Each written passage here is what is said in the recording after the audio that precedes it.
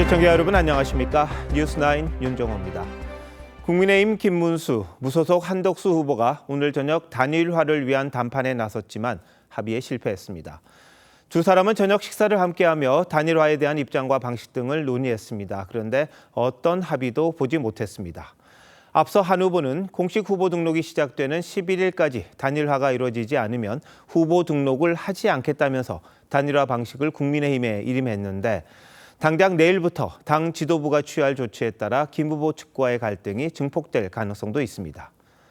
힘을 합쳐도 모자를 파내 단일화를 놓고 볼썽사나운 모습을 보이는 데 대해 국민들의 눈살 찌푸려질 수밖에 없습니다.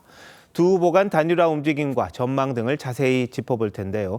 먼저 두 후보가 만난 현장부터 연결하도록 하겠습니다. 자, 이태희 기자, 두 후보가 만났던 오늘 현장 모습 좀 자세히 알려주시죠. 네, 김문수, 한덕수 두 후보 간 만찬회동은 오후 7시 20분쯤 끝났습니다. 약 1시간 20분 정도 만난 건데요. 두 후보는 오늘 만남에서 후보 단일화와 관련한 어떠한 합의도 이루지 못했다고 밝혔습니다. 두 후보는 오늘 만남에서 서로 안부를 묻고 웃으며 사진을 찍은 뒤 회동을 시작했습니다. 하지만 회동을 마친 뒤 한덕수 후보는 결과 브리핑 없이 먼저 자리를 떠났고 김문수 후보만 기자들 앞에 섰습니다. 한 후보 측에선 이정현 대변인이 오늘 회동에선 특별하게 합의된 사안이 없다는 한 후보 말을 전달했습니다. 이 대변인은 단일화 방안을 논의하기 위한 김 후보와의 추가적인 만남 계획도 없다고 했습니다. 곧이어 식당에서 나온 김 후보 역시 의미 있는 진척이 없었다. 대화가 조금 어려웠다고 말했습니다.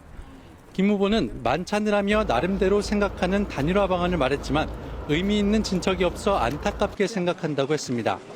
그러면서 한 후보를 향해 무소속으로 출마할 생각도 없고 당에서 해주는 것 외엔 준비도 되지 않았다며 후보 등록을 할 생각도 없는 분을 누가 끌어냈는지 안타깝다는 말도 했습니다.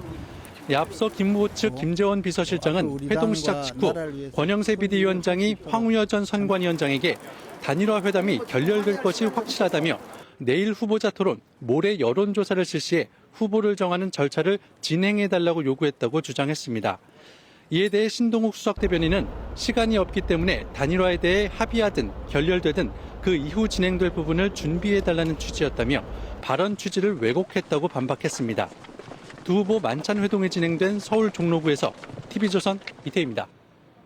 국회도 지금 의원총회가 열리고 있습니다. 단일화 담판이 불발되자 국민의힘은 오늘 하루 실시된 전 당원 찬반 투표를 공개하기로 했습니다. 의원총회가 열리고 있는 현장에도 가보겠습니다. 한송호 기자, 당과 후보가 정면 충돌할 가능성도 있다는데요. 지금 의총 상황 어떻습니까? 네, 국민의힘은 방금 전 9시부터 심야 의원총회를 소집했습니다. 오늘 하루 동안 진행된 단일화 찬반 당원조사 결과를 공개하고 이를 토대로 플랜 B 방안 논의될 걸로 보입니다. 국민의힘은 오늘 ARS 조사를 통해 전체 당원들에게 단일화에 찬성하는지, 후보 등록 전이나 후 중에 어느 시점이 단일화에 좋은지 두 가지를 물었습니다. 김문수, 한덕수 두 후보의 단일화 회동에 성과가 있을 경우 비공개할 계획이었는데 협상이 사실상 결렬되면서 곧바로 공개하기로 결정한 겁니다. 조금 전까지 진행된 조사 결과 단일화 찬성과 후보 등록 이전 시점 두 항목 모두 80%를 넘긴 걸로 파악됐습니다. 전 당원들의 압도적 단일화 지지 입장이 객관적 지표를 통해 확인된 만큼 이를 토대로 내일부터 여론조사를 비롯한 플랜 B 방안에 대해 본격적으로 착수하는 방안, 힘이 실릴 거란 관측이 나옵니다. 국민의힘 지도부는 오늘 여러 차례 김 후보와 대면 회동을 시도했지만 무산됐습니다. 어제는 김 후보 일정이 예정된 대구로 이동하거나 밤늦게 자택을 찾았고 오늘은 의원총회 참석을 요청하기 위해 캠프를 방문했지만 김 후보, 비서실장 모두 만나지 못했습니다. 당 지도부는 후속 절차에 대해선 의원들 의견 수렴과 당 지도부의 결단이 필요한 것이라며 모든 결론은 의총 이후 나올 것이라고 설명했습니다. 국회 로텐더홀에서 TV조선 한송환입니다. 오늘 저녁 회동이 시작되기 전 한덕수 후보가 긴급 기자회견을 열어 단일화 시한을 후보 등록 이전으로 못 박았습니다. 단일화 방식과 조건 모두 국민의힘에 맡긴다면서 협상이 안 되면 후보 등록 자체를 하지 않겠다고 사실상의 배수진을 쳤습니다. 한 후보의 생각은 김창섭 기자가 정리했습니다.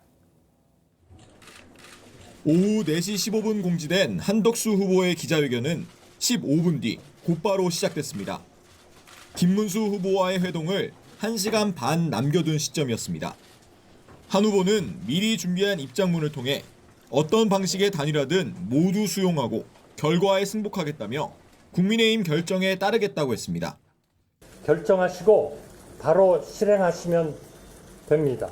저에게 물으실 것도 없습니다. 지금 한국 정치는 진영을 불문하고 질이 나쁜 폭력과 같다며 정치를 바꾸는 목표를 이룰 수 있다면 누가 대통령이 되느냐는 중요하지 않다고 강조했습니다. 정치공학과 정치적 줄다리기를 비판하며 하는 사람만 신나고 보는 국민은 고통스럽다고 했는데 자신은 그런 짓을 하지 않겠다며 단일화 최종 시한을 대선 후보 등록 마감일인 11일로 목박았습니다. 단일화가 이루어지지 않으면 저는 대선 본후보 등록을 하지 않겠습니다. 단일화 시한을 투표용지 인쇄 시점인 25일로 보는 김문수 후보를 향해 배수진을 친 것과 동시에 당 일각에서 제기된 신당 창당이나 무소속 완주 주장에 선을 그은 걸로 해석됩니다. 단일화를 철석같이 약속들을 다 했기 때문에 그렇게 되리라고 믿고 지금까지 기다려 왔었습니다. 한 후보 측은 단일화에 대한 강력한 의지를 직접 밝힌 거라며 실패 가능성은 염두에 두지 않는다고 했습니다. TV조선 김사성입니다. 후보 등록일 전 단일화를 추진해온 국민의힘 지도부는 발등에 불이 떨어졌습니다. 앞서 전해드린 단일화 찬반 조사에 이어 내일은 김문수, 한덕수 두 후보 중 누가 더 단일 후보로 적합한지를 묻는 여론조사를 실시하는 방안까지 검토 중입니다. 단일화 협상에 진척이 없으니 당이 주도해서 일단 절차를 밟겠다는 건데 이채림 기자가 설명합니다. 김문수 후보 측은 지도부가 당헌에 명시된 대선 후보의 당무 우선권을 무시하고 있다며 오늘 단일화 찬반을 묻는 당원 조사를 진행한 것에 대해 불만을 드러냈습니다. 하지만 당 지도부는 해당 규정이 모든 일을 후보 마음대로 할 수 있다는 뜻은 아니라고 반박했습니다. 그 단일화가 됐을 경우에 대비한 절차 문제 이런 부분들은 당 사무처가 준비를 하지 않을 수가 없습니다. 당 지도부는 또 김문수 후보와 한덕수 후보 가운데 누가 단일 후보로 적합하다고 보는지를 묻는 여론조사를 내일 실시하는 방안도 검토 중입니다. 조사 방법은 당원 투표와 일반 여론조사를 50%씩 반영하는 경선 여론조사 방식이 유력합니다. 국민의힘 핵심 관계자는 여론조사를 위한 안심번호는 확보됐고 조사 업체도 섭외됐다며 기술적인 준비는 전부 마친 상황이라고 했습니다. 이렇게 실시한 여론조사 결과를 바탕으로 김문수 후보에게 단일화에 응할 걸 촉구한다는 계획입니다. 만약 한 후보의 지지율이 더 높은데도 김 후보가 끝까지 단일화를 거부하면 당의 최종 의결기구인 전국위원회를 열어 경쟁력을 이유로 후보 교체를 의결할 수도 있다는 게 지도부의 구상입니다. 국민의힘 당원 당규엔 상당한 사유가 있을 땐 최고위나 비대위의 의결로 대선 후보를 의결할 수 있다고 규정하고 있습니다. TV조선 이채리입니다.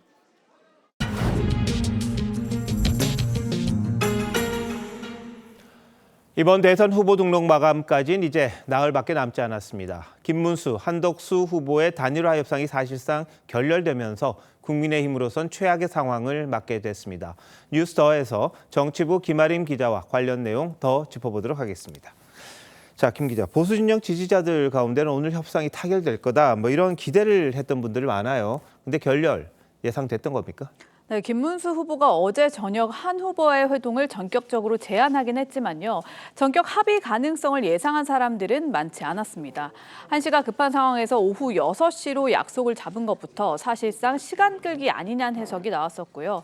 단일화 협상이 한창 진행되는 와중에도 김문수 후보 측 김재원 비서실장이 나와서 당 지도부가 김 후보를 끌어내려 한다고 불만을 나타낸 것도 그런 예상에 힘을 실었습니다.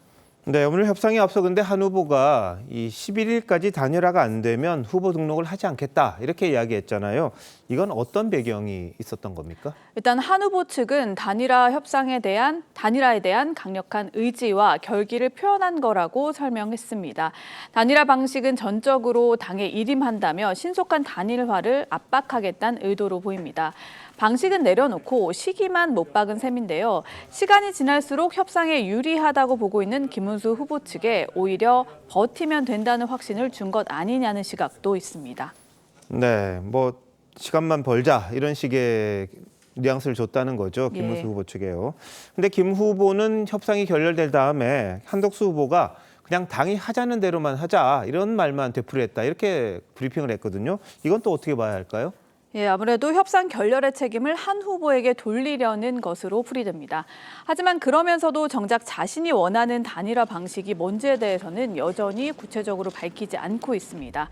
한 후보가 어떤 방식이든 받아들이겠다고 이미 밝힌 상황이라 현 시점에서 단일화의 유일한 관건은 김 후보의 결단만 남은 상황입니다.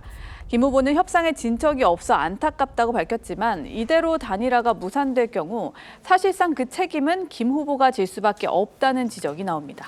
자, 근데 국민의힘 지도부가 이 김문수 후보는 즉시 단일화를 내걸고 당선이 됐다 이런 입장이잖아요. 근데 말을 바꿨으니까 이른바 플랜 B 이걸 가동해야 한다 이런 이야기를 하거든요. 뭐 후보를 교체한다든지 그런 내용 같은데 이 현실적으로 가능합니까? 사실 경선을 통해 선출된 후보를 교체한다는 것 사실 쉽지는 않습니다. 현재로서는 일단 여론전을 통한 압박에 무게를 두고 있습니다. 단일화 찬반 조사, 또 후보 적합도 여론조사 결과 등을 잇따라 공개하면서 단일화 여론을 조성하겠다는 겁니다. 앞서 전해드린 대로 당원 80% 이상이 압도적으로 단일화를 요구하고 있고요.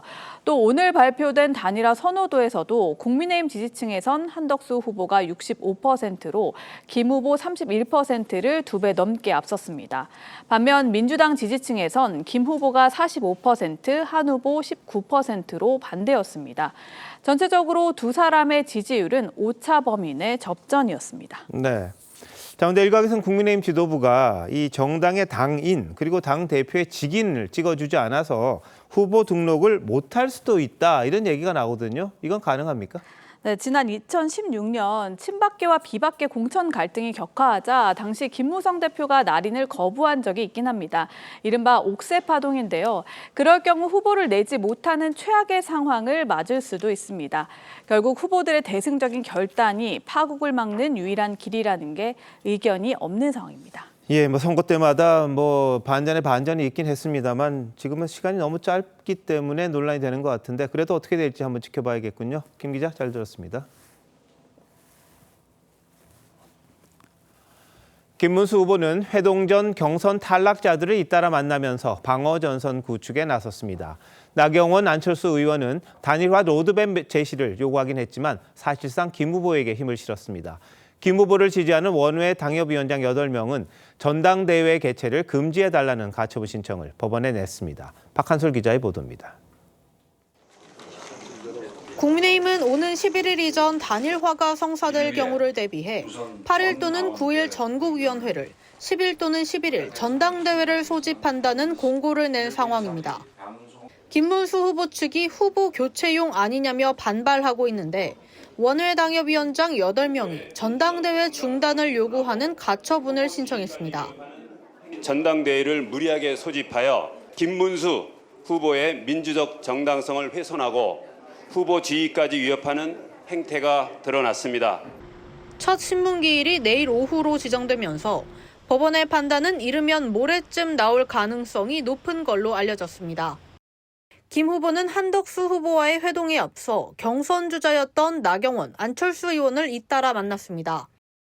두 사람 모두 김 후보가 대승적으로 양보해 구체적인 단일화 로드맵이나 타임테이블을 먼저 제시해달라고 요청했지만 단일화 주도는 후보가 해야 한다며 사실상 김 후보에게 힘을 실었습니다.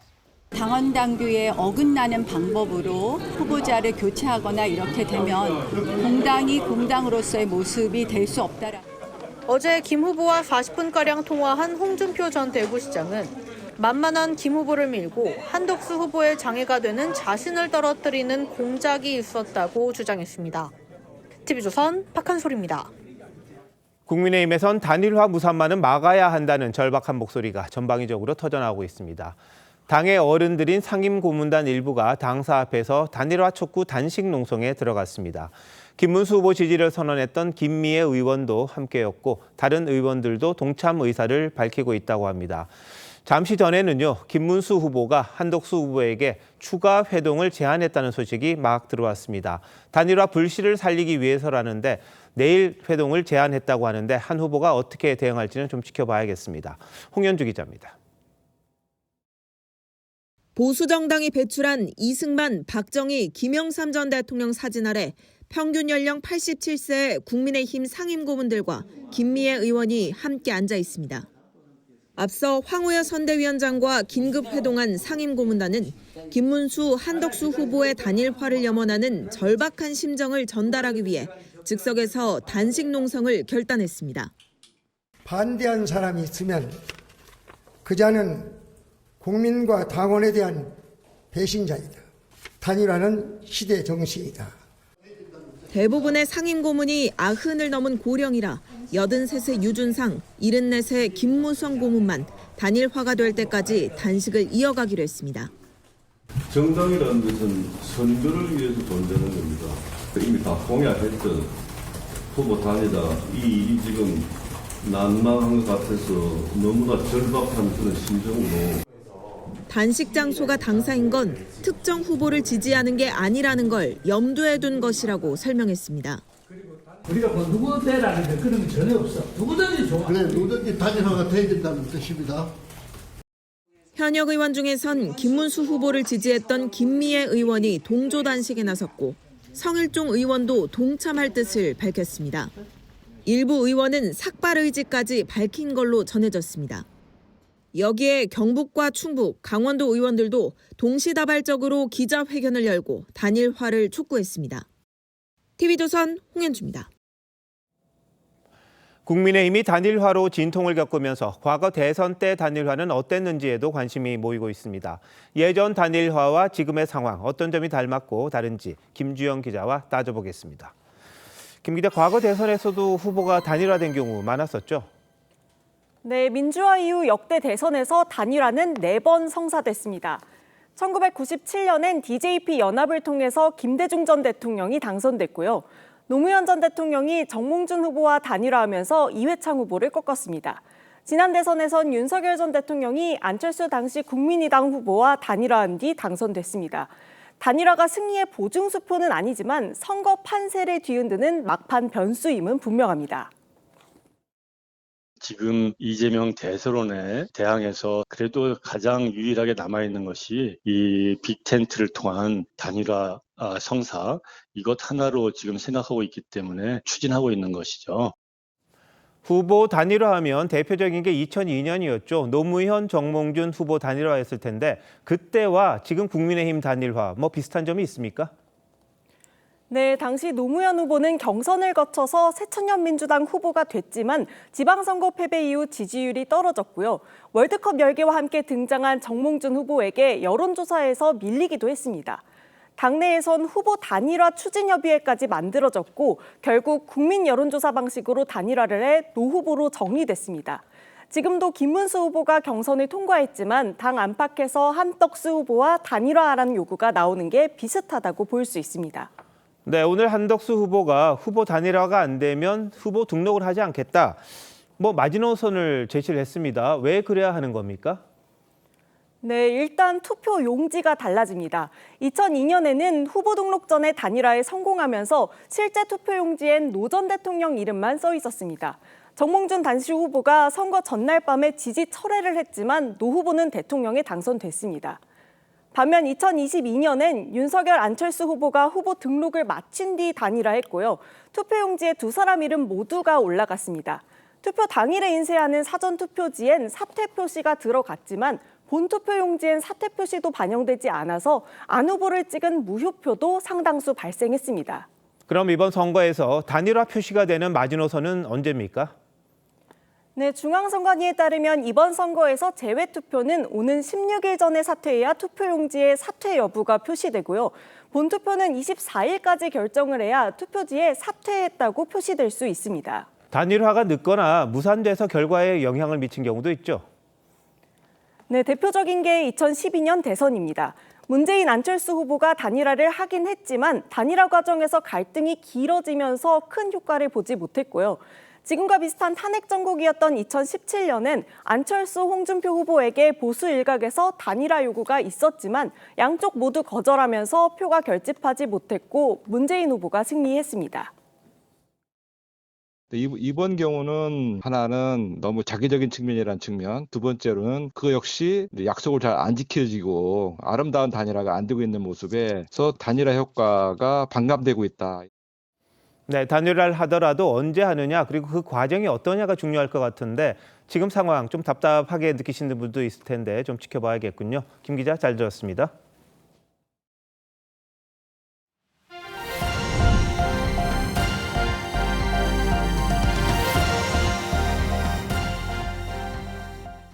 민주당 이재명 대통령 후보의 사법 리스크가 대선 전에는 사실상 없게 됐습니다. 대법원이 유죄 취지로 돌려보낸 선거법 항소심 재판이 대선 이후로 연기됐기 때문입니다. 선거운동을 공정하게 할 수 있게 기회를 주기 위해서라는데 일부에서는 민주당의 법관 탄핵 위협에 법원이 굴복한 게 아니냐는 분석도 있습니다. 류태영 기자가 보도합니다.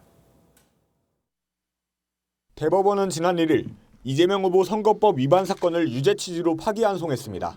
다수 의견에 따라 다음과 같이 판결합니다. 원심 판결을 파기하고 사건을 서울 고등법원에 환송한다. 서울고법은 이튿날 재판부를 배당하고 오는 15일을 첫 공판기일로 잡았습니다. 기일 통지서를 즉시 발송하고 집행관에게 서류 직접 전달을 지시하며 속도전에 나섰습니다. 하지만 법원은 오늘 정오쯤 공판기일을 6월 18일로 연기한다고 공지했습니다. 이 후보가 오늘 오전 기일 변경을 신청하자 곧바로 받아들인 겁니다. 재판부는 대선 후보인 피고인의 선거운동 기회를 보장하고 공정성 논란을 없애기 위해서라며 어떠한 외부 영향과 간섭을 받지 않고 헌법과 법률에 따라 공정하게 재판하고 있다고 덧붙였습니다. 하지만 민주당이 재판부 탄핵을 위협하자 입장을 바꾼 것 아니냐는 비판이 나옵니다. 대선 이후로 미루십시오.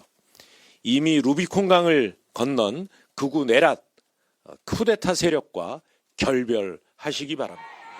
파기환송심이 대선 이후로 미뤄지면서 이 후보의 피선거권에 대한 불확실성은 사라졌습니다. 2년 2개월째 1심이 진행 중인 대장동 사건 재판부도 이 후보의 요청을 받아들여 공판기일을 대선 이후로 연기했습니다. TV조선 류태영입니다. 어제만 해도 사법부에 대해 불신을 드러냈던 민주당 이재명 후보가 오늘은 신뢰를 언급했습니다. 공판 연기가 당연하다면서도 탄핵을 추진하려던 조희대 대법원장에 대해서는 불편한 심기를 드러내기도 했습니다. 고희동 기자입니다. 유권자들을 직접 만나는 이른바 경청 투어의 일환으로 전북을 찾았던 이재명 후보가 파기환송심 공판이 연기됐다는 소식을 전해들은 뒤 밝은 얼굴로 취재진 앞에 섰습니다. 아이고 땡빛에 얼굴 타서 어떡합니까? 이 후보는 재판 연기에 대해 합당한 결정이라며 헌법적 원리에 따라 순리대로 하면 된다고 말했습니다. 대법원 판결과 관련해 어제 3차 내란이란 표현까지 썼던 이 후보는 오늘은 사법부 독립을 강조했습니다. 삼권 분립과 사법부 독립은 민주공화국을 바치는 매우 중요한 기본적 가치입니다. 절대 훼손돼서는 안 되지요. 그러면서도 조희대 대법원장을 겨냥한 듯한 발언은 이어갔습니다. 저는 기본적으로 여전히 사법부를 신뢰합니다. 그러나 언제나 그렇듯이 모든 구성원들이 균질하지가 않습니다. 이후 유세에도 이 후보는 공판 연기를 환영하는 응원 피켓에 사인을 해주거나 지지자들을 향해 소나트를 하는 등 한결 여유로워진 모습을 보였습니다. 영화감독과 드라마 작가 등 문화예술계 인사들을 만난 자리에선 자신의 삶을 영화에 빗대기도 했습니다. 제가 사는 게 영화 같아요. 폭삭 소가수다 보고 내가 엄청 많이 울었거든요. 러버넌트라고 있죠. 제가 되게 어려울 때 그 영화를 보면서 살아남아야지. 전국을 도는 이른바 경청 투어 일정을 마무리한 이재명 후보는 내일 경제 5단체장과 간담회를 갖는 등 경제정책 행보에 나설 계획입니다. TV조선 고희동입니다. 민주당은 법원의 재판 연기에도 사법부에 대한 압박 수위를 여전히 높이고 있습니다. 조희대 대법원장에 대해 자진 사퇴를 요구했고 사상 초유의 대법원장 청문회도 일주일 뒤 강행합니다. 법원 행정처장은 사법부 독립을 침해했다고 반발했습니다. 전정원 기자입니다. 이재명 후보 파기환송심 첫 재판이 대선 이후로 미뤄졌지만 민주당은 사법부가 심판이 아닌 선수로 대선에 뛰어들었다며 공세를 이어갔습니다. 왜 대선판에 사법부가 끼어듭니까? 결국은 6월 18일로 연기할 거면서 처음부터 나쁜 마음을 먹었기 때문에 법원 스스로도 지금 갈팡질팡하는 거 아닙니까? 조희대 대법원장의 성향도 따져 물었습니다. 조희대 대법원장은 진보 판사입니까? 원칙주의자 판사로 알고 있습니다. 또 민주당은 조 대법원장이 사법 내란의 장본인이라며 탄핵 소추돼 쫓겨나기 전에 스스로 사퇴하라고 압박하기도 했습니다. 사퇴는 물론이거니와 초유의 대법원장이 헌재 가서 탄핵 심판 받아야 되겠습니까? 천대엽 법원행정처장은 사법부의 독립 침해라고 반발했습니다. 단도직입적으로 말씀해 보세요. 판결을 가지고 그분의 어떤 신상의 용태라든지 사법부 독립에 심대한 침해가 된다는 생각을 가지고 있습니다. 민주당은 오는 14일 대법원장과 대법관들을 상대로 한 사법부 진상규명 청문회 실시 계획서도 단독 의결했습니다. 현직 대법원장을 상대로 한 국회 청문회는 사상 처음입니다. 민주당은 대법원장 탄핵은 속도 조절에 나섰지만 사법부를 상대로 한 청문회와 특검법 추진 검토까지 압박 수위를 계속 유지하겠다는 입장입니다. TV조선 전정원입니다. 민주당의 전방위적 압박에 사법부가 물러서는 모습을 보이자 법조계에선 삼권 분립 침해가 아니냐는 우려가 커지고 있습니다. 법원 내부망에서는 현직 판사들이 갑론을박 중입니다. 정준영 기자의 보도입니다. 민주당이 사법부를 거세게 몰아붙이자 법조계에선 민주주의의 근본이 흔들린다는 비판이 나옵니다. 입법부, 사법부, 행정부 간 견제와 균형을 통해 절대 권력을 막는 민주주의의 기본 질서가 흔들릴 수 있다는 겁니다. 고등법원에서 재판을 신속히 한 게 그게 탄핵할 사유다? 법원의 재량에 속해 있는 거고. 서울고법이 이 후보의 파기환송심 재판 날짜를 대선 이후로 미루어준 것에 대해선 사법부의 독립을 너무 쉽게 양보했다는 지적도 나옵니다.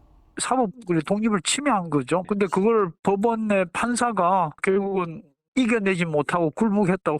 현직 판사 등 법원 직원들이 이용하는 내부망에선 갑론을박이 벌어졌습니다. 서울중앙지법 김주옥 부장판사는 승산 없는 싸움에 나선 대법원장이 실망스럽다며 의회 권력과 적이 돼 사법부 구성원의 지위를 위협받게 한 대법원장은 사퇴하라고 했습니다. 이 후보에게 불리한 판결을 내렸다는 이유로 사법부 수장 사퇴까지 요구하고 나선 겁니다. 반면 의정부 지법의 남준우 부장판사는 법관의 재판 진행과 판결의 유불리에 따른 법관 탄핵, 국정조사와 청문회 언급에 깊은 우려를 표한다며 민주당을 비판했습니다. 이어 결론의 당부를 떠나 대법관들의 고뇌에 찬 판결을 존중한다고 썼습니다. TV조선 정준영입니다. 민주당은 이재명 후보를 위한 입법 공세도 이어갔습니다. 대통령에 당선되면 재판을 멈추도록 하는 형사소송법 개정안은 물론 허위사실 공표죄 요건을 완화하는 법안도 상임위에서 일방 처리했습니다. 국민의힘은 연좌 농성까지 하며 강하게 반발했습니다. 장세희 기자입니다. 국회 법사위와 행안위 회의실 앞에서 국민의힘 의원들이 구호를 외칩니다. 민주당이 이재명 후보 방탄 법안들을 강행 처리하려 한다며 반발한 겁니다. 피고인 이재명 무죄로 만들어주는 면죄입법 지금 즉시 처리하라. 처리하라. 처리하라. 처리하라. 민주당이 상임위 통과를 주도한 법안은 두 가지입니다. 법사위에선 대통령에 당선되면 형사재판을 정지하도록 하는 형사소송법 개정안을 의결했습니다. 재임 중인 대통령에게도 적용된다는 조항까지 포함돼 이재명 후보 당선 시 불거질 수 있는 이른바 헌법 84조 논란을 해소하겠다는 의도로 해석됐습니다. 비공개로 진행된 소위에서 김서구 법무차관이 반대 의견을 피력했지만 받아들여지지 않았습니다. 네, 이의 없으십니까? 이의가 없으므로 가결됐음을 선포합니다.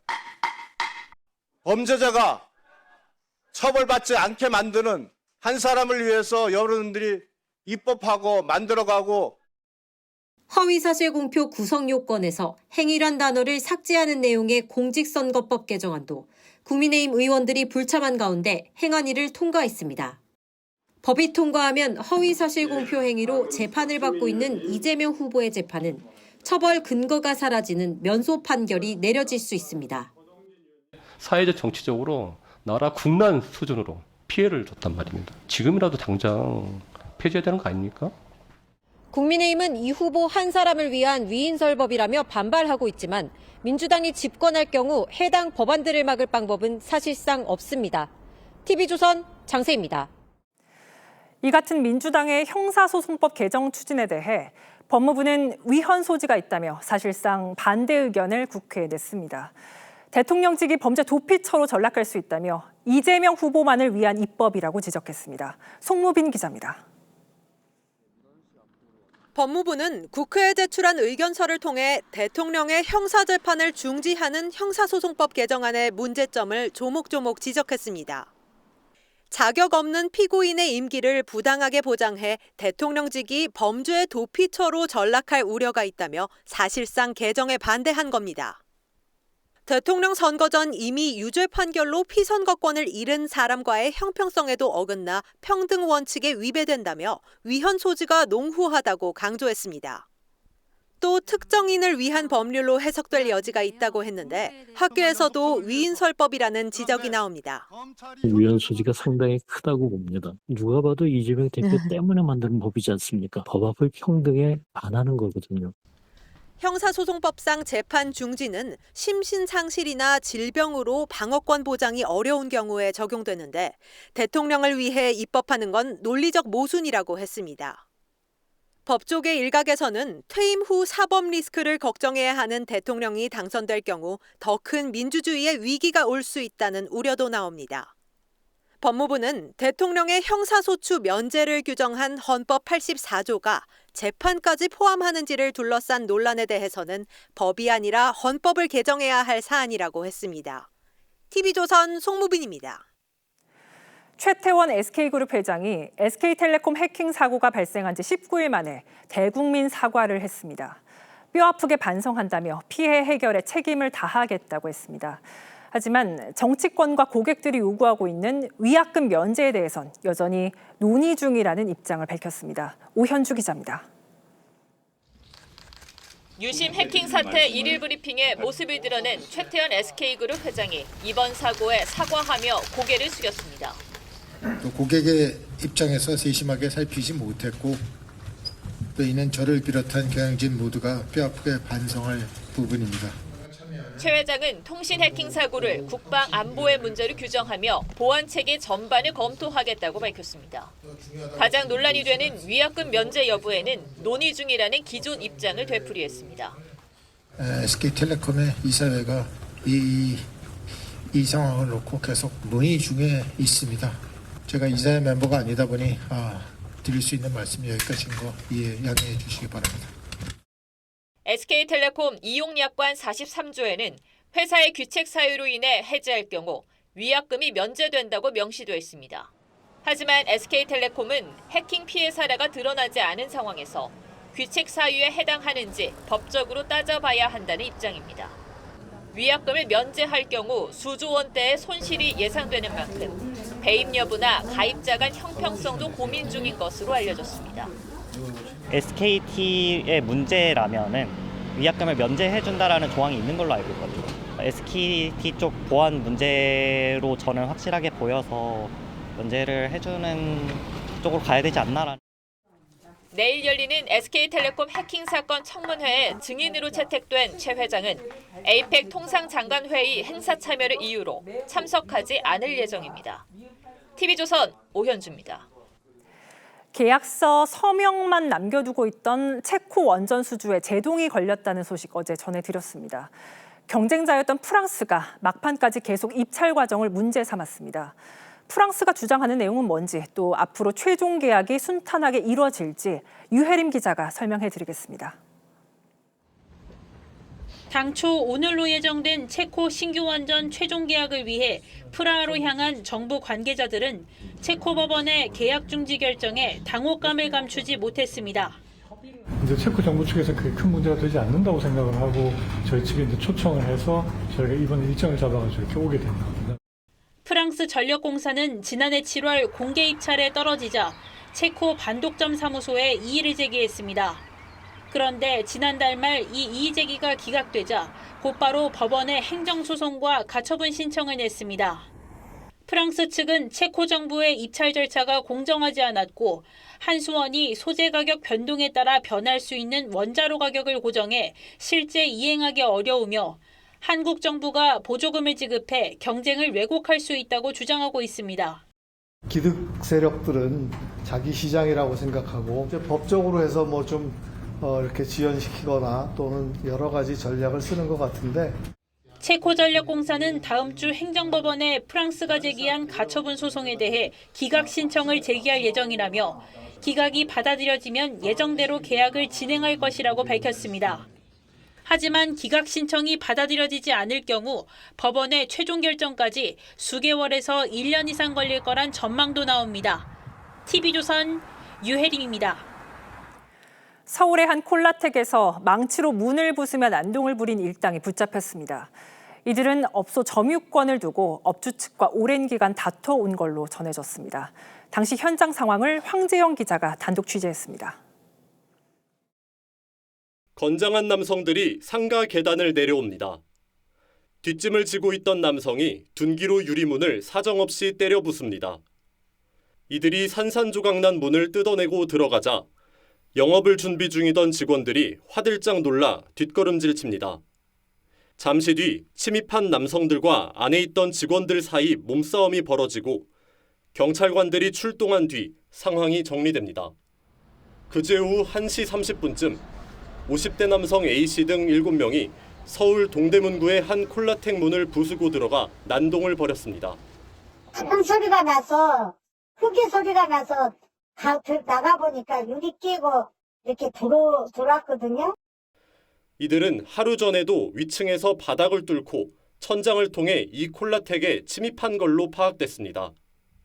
일당과 업주 측은 5년 전부터 콜라텍 점유권을 두고 갈등을 빚어온 것으로 전해집니다. 벽 유리 깨고 문짝 부시는 건 예사고 그냥 시장 상인들이 만류하고 말리면 시장 상인들한테 시비하고 폭행하고 공포감은 말도 할 수가 없어요. 경찰은 건조물 침입과 재물손괴 혐의로 일당을 체포하고 구속영장을 신청했지만 검찰은 어제 영장을 반려했습니다. 경찰은 보안 수사를 마치는 대로 구속영장 재신청 여부를 결정할 방침입니다. TV조선 황재영입니다. 사상 최악의 영남 산불이 지나간 이후에도 아직도 전국 곳곳에서 산불 피해가 잇따르고 있습니다. 이런 가운데 화재를 예방해야 할 캠핑장 관리요원이 오히려 불을 내는 아찔한 사고가 있었습니다. 무슨 일이 있었던 건지 이나영 기자가 단독 보도합니다. 검게 그을린 언덕 비탈면을 소방대원들이 갈퀴로 헤집고 물을 뿌립니다. 현재는 불꽃 연기 없는 상태. 지난달 16일 서울 마포구의 한 캠핑장 근처에서 불이 났습니다. 농구장 절반 크기에 달하는 숯불이 타버렸습니다. 손님들이 사용하고 남긴 숯을 캠핑장 관리 요원들이 버린 뒤 화재가 난 걸로 추정됩니다. 1시간 반 동안 탄 뒤 제로 변한 수치입니다. 겉보기엔 불꽃이 보이지 않지만 내부 온도는 200도가 넘습니다. 이처럼 다 꺼진 듯한 숯도 언제든 불씨를 퍼뜨릴 수 있어 주의가 필요합니다. 다 쓴 숯은 물을 충분히 뿌려 완전히 꺼진 걸 확인한 뒤 지정된 장소에 버려야 합니다. 캠핑장 측에서 주로 처리를 해주시다 보니까 저희가 직접 처리할 일이 없어가지고 잘 몰랐어요. 이 캠핑장에도 이 같은 안전 규정이 있지만 해당 요원들이 버린 수채는 물을 뿌리지 않은 것이 섞여 있던 것으로 전해집니다. 바람에 의해서 재착화되는 것들의 위험이 있으니까 이런 무단 투기라든지 방치하는 것들은 금물입니다. 경찰은 실화 혐의 적용 가능성을 열어두고 관리요원 입건 여부를 검토하고 있습니다. TV조선 이나영입니다. 모바일 상품권 판매업체를 해킹한 뒤 거액을 빼돌린 일당이 붙잡혔습니다. 해킹으로 빼낸 모바일 상품권 30억 원어치를 현금화해서 28억 원을 챙겼습니다. 조윤정 기자입니다. 대형마트 안 상품권 교환기 앞에 선 남성이 주변을 두리번거립니다. 잠시 뒤 명수증을 뽑고 상품권 다발을 봉투에 담습니다. 지난해 8월 한 해킹 조직이 모바일 상품권 업체 관리자 계정을 탈취했습니다. 그리고 7,600여 장, 30억 원에 달하는 모바일 상품권을 빼돌렸습니다. 고액 알바를 미끼로 모집한 교환책들을 동원해 이틀 만에 전국 22개 마트를 돌며 28억 원어치의 종이 상품권으로 교환했습니다. 12자리로 된 이른바 핀번호만 있으면 본인 인증 등 별도 절차 없이 교환이 가능하다는 점을 노렸습니다.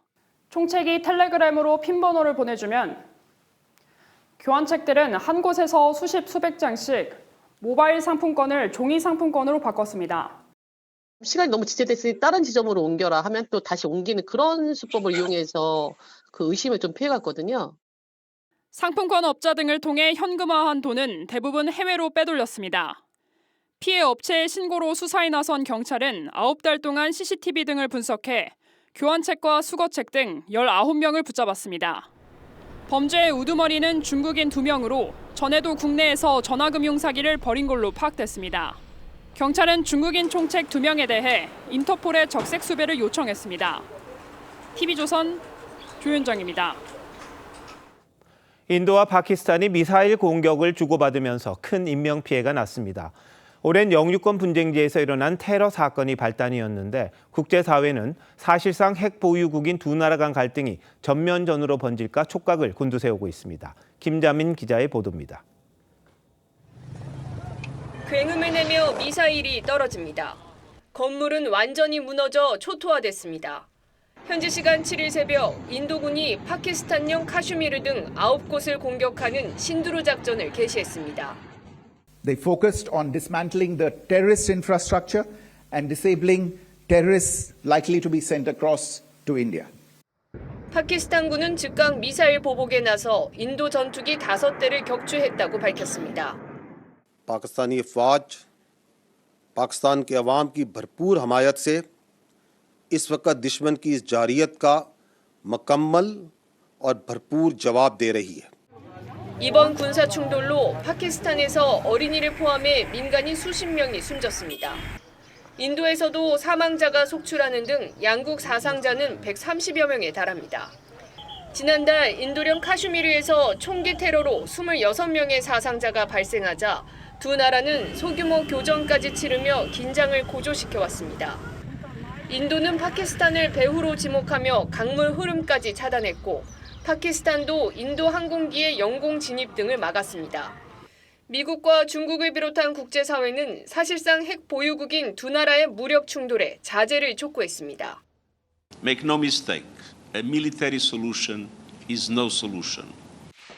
인도와 파키스탄은 카슈미르 지역 영유권을 놓고 여러 차례 전쟁을 치렀고 6년 전에도 무력 충돌한 바 있습니다. TV조선 김자민입니다. 전 세계 14억 가톨릭 신자들을 이끌 교황을 뽑는 비밀선거 콘클라베의 날이 밝았습니다. 잠시 후 투표가 시작되는데 역대 최대 규모의 콘클라베가 모든 준비는 마쳤지만 치열한 신경전으로 누가 선출될지는 예측하기 어렵다는 분석입니다. 새 교황의 탄생을 알리는 흰 연기 언제쯤 나올지요? 이정민 기자입니다.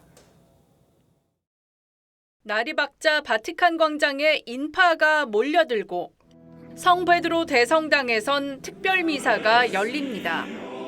Un papa secondo il cuore di Dio per il bene della Chiesa e dell'umanità. 교황 선출을 위한 비밀 투표 콘클라베의 날이 밝았습니다. 시스티나 성당은 역대 최대 규모인 추기경 133명의 좌석부터 눈물의 방에 걸린 새 교황의 의복까지 모든 준비를 마쳤습니다. 투표는 성당 내 미켈란젤로의 천지 창조와 최후의 심판 아래에서 진행됩니다. Non è solo un'opera d'arte, ma è la testimonianza di quel rapporto tra l'uomo e l'infinito. 비밀 서약 선서를 마친 추기경단이 입장하면 이중문이 닫히고 우리 시간 밤 11시 반쯤 비밀 투표가 시작됩니다.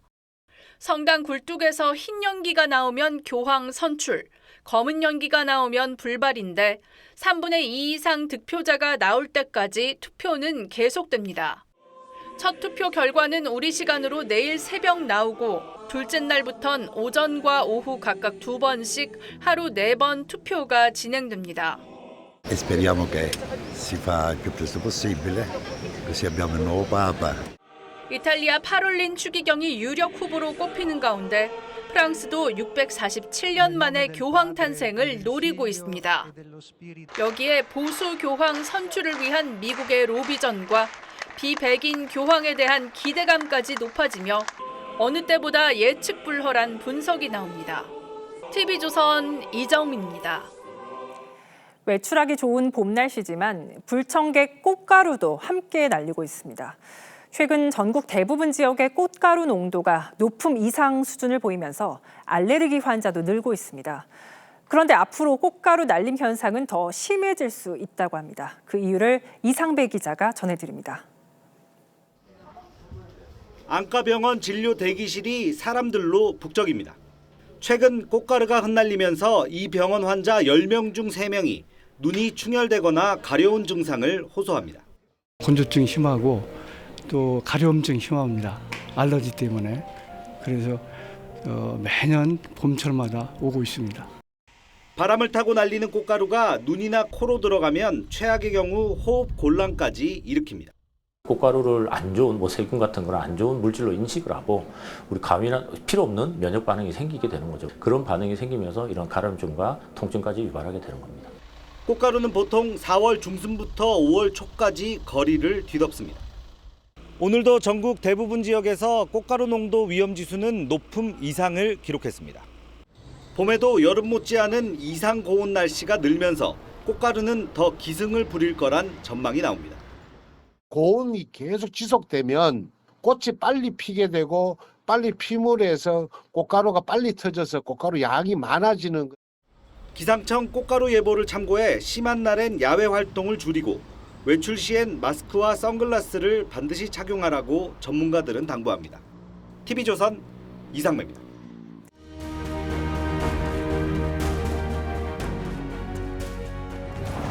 Hopes can't resign.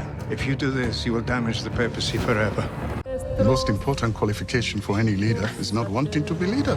You're the right person. Church needs to change and you could be that change. It could never be me. 2013년 교황 베네딕토 16세가 건강상의 이유로 퇴위했습니다. 하지만 사실은 교황청의 비리를 개혁할 계기를 만들기 위해서였습니다. 신임 프란치스코 교황은 비유럽파로서 개혁파의 지지로 선출됐습니다. 성직자라 해도 베네딕토 16세처럼 대의를 위해 권력을 양보하기란 쉽지 않습니다.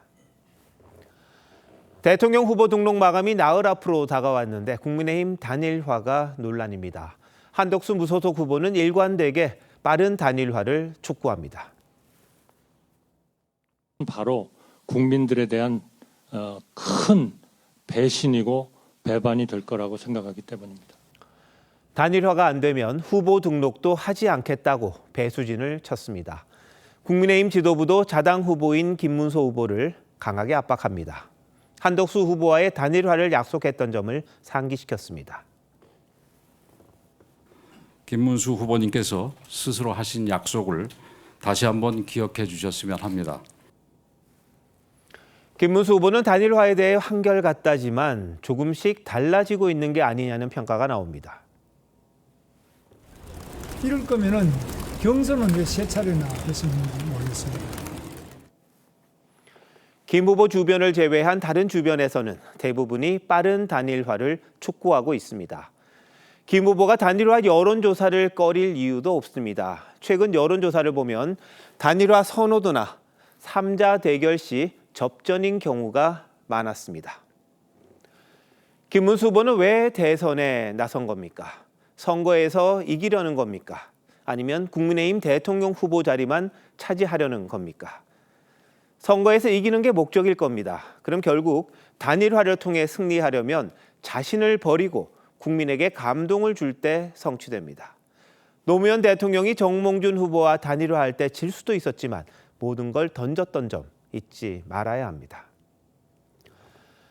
조선말 고종은 나라를 개혁하자는 독립협회가 두려워 해산 명령을 내립니다. 결국 나라도 망하고 자신도 망했습니다. 나라가 망하더라도 끝까지 안 놓으려는 그 한 줌의 권력욕이 문제였습니다. 지금 국민의힘이 할 수 있는 최후의 수단이 뭔지 당사자가 너무 잘 알고 있을 겁니다. 싸움에서 이겨야 미래가 보이지 지고 나서 무슨 당권이 있고 공천이 있겠습니까? 5월 7일 윤종호의 앵커 칼럼 최후의 선택이었습니다.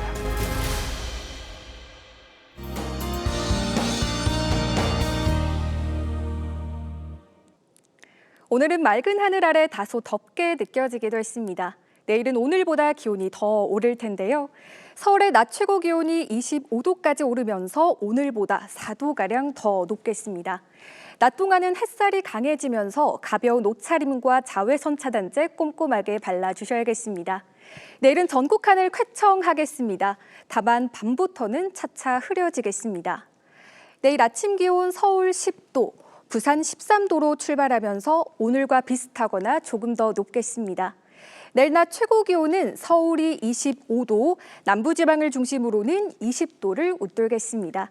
다만 낮과 밤의 일교차가 15도가량 크게 벌어지겠습니다. 어버이날인 내일 초여름 날씨를 보이겠습니다. 금요일에는 남해안과 제주도를 중심으로 많게는 80mm 이상 비가 내릴 전망입니다. 날씨였습니다. 5월 7일 수요일 뉴스9 마칩니다. 시청해주신 여러분 고맙습니다.